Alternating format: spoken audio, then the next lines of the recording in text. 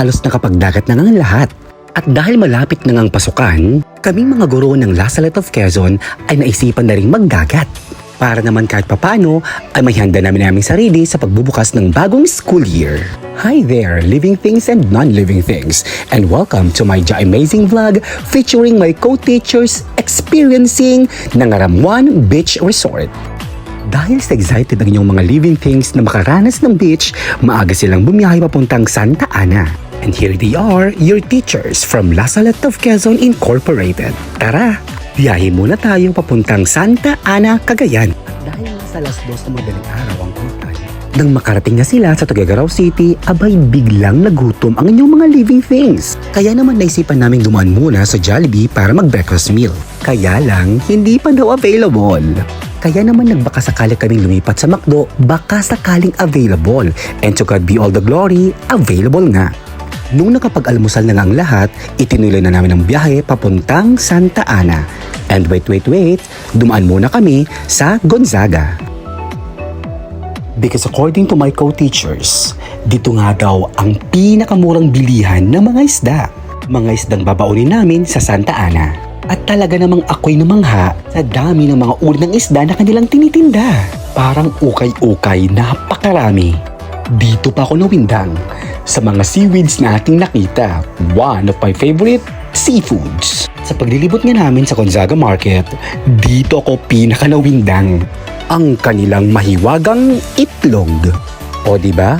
May extra small, meron ding small, kasama dyan ang medium, large, at ito ang pinakamaganda, organic.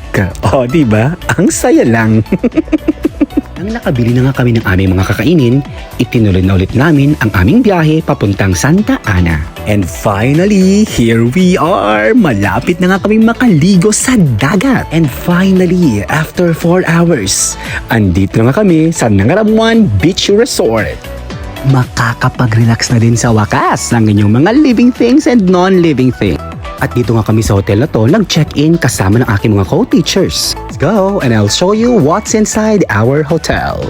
Isang suite nga lang pala ang aming inavail. At sa suite na yan, kasya na kaming 10. O diba? Tada! Your living things and non-living things. Tara, libot tayo. Yung walang tao, yung walang living things. At dahil vegetarian nga ang inyong mga living things, abay pinagkasya na namin ang aming sarili sa suite na ito. O diba, di naman masama at ito nga pala ang view outside our cabin. O diba, ang ganda. Nang amin na nga may baba at may ayos aming mga gamit sa aming suite, abay naghanda ng aking mga kasama para mag-prepare ng aming pang-lunch. Anyan, naggagatda ka naman. O diba, kon-konamet.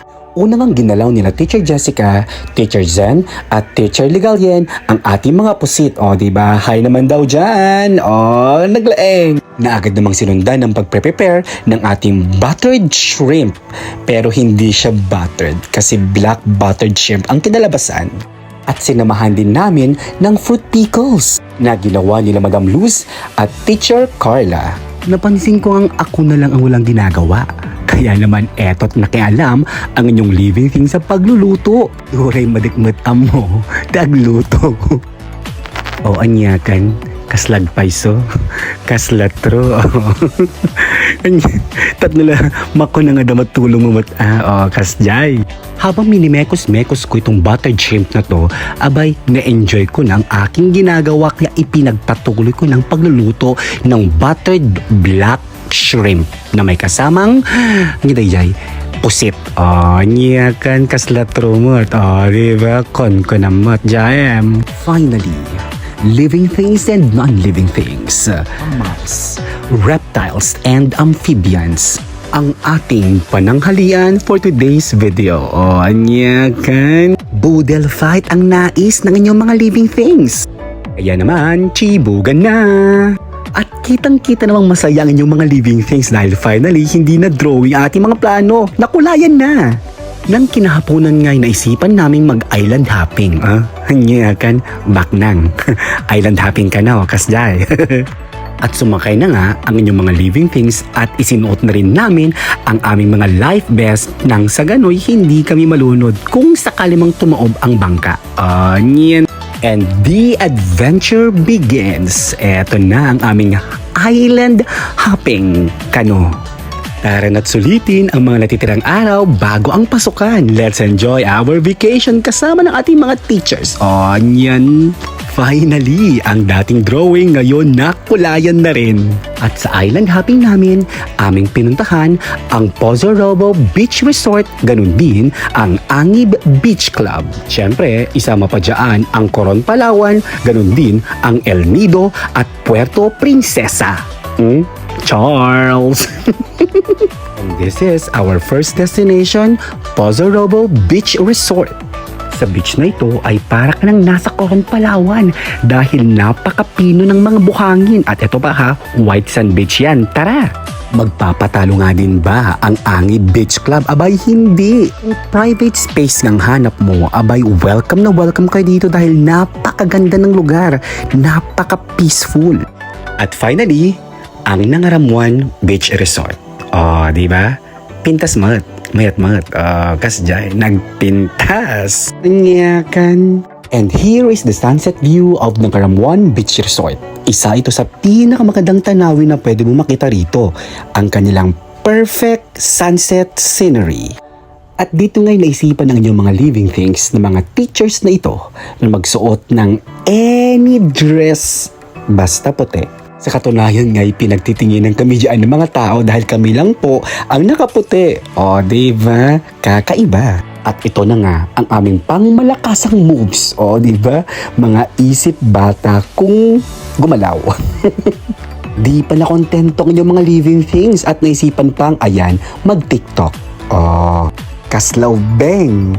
At di rin mawawala ang paborito ng lahat, ang pictorial.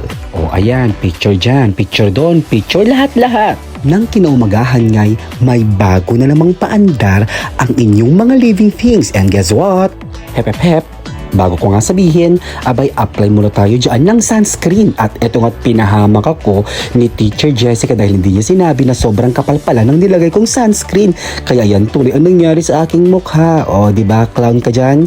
Clown ka no? Isipan lang namang naming mag-floral themed outfit. Ha! O, diba? Ang daming paandar. Eto pa. Wow!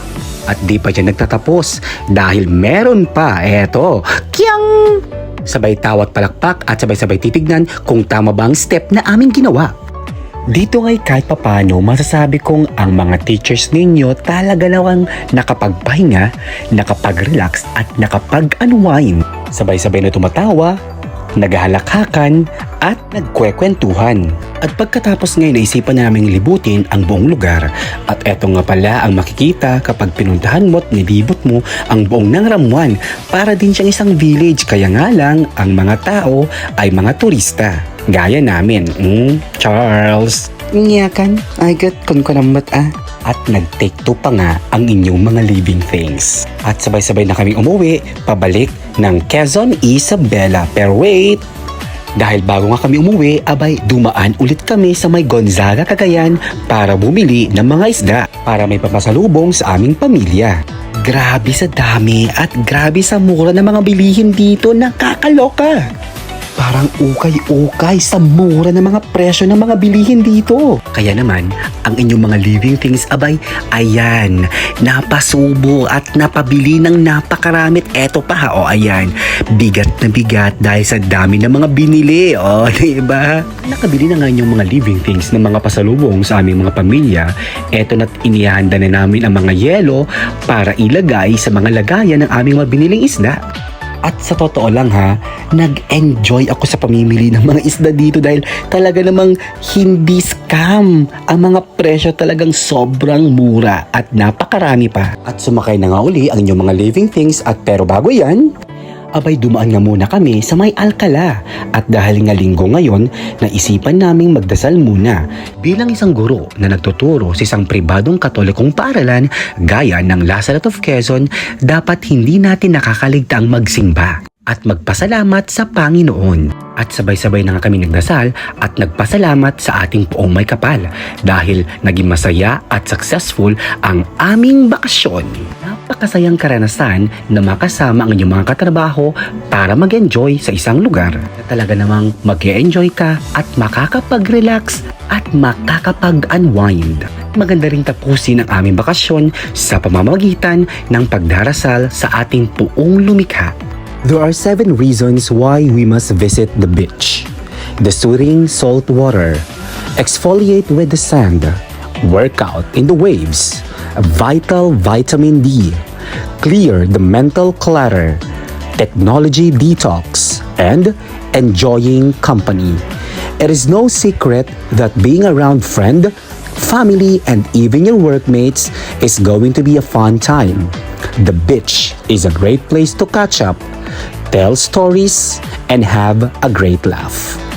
At sa tingin ko nga'y handa na nga ang ating mga guro para sa hamon ng bagong school year. Once again, living things and non-living things. Maraming salamat po.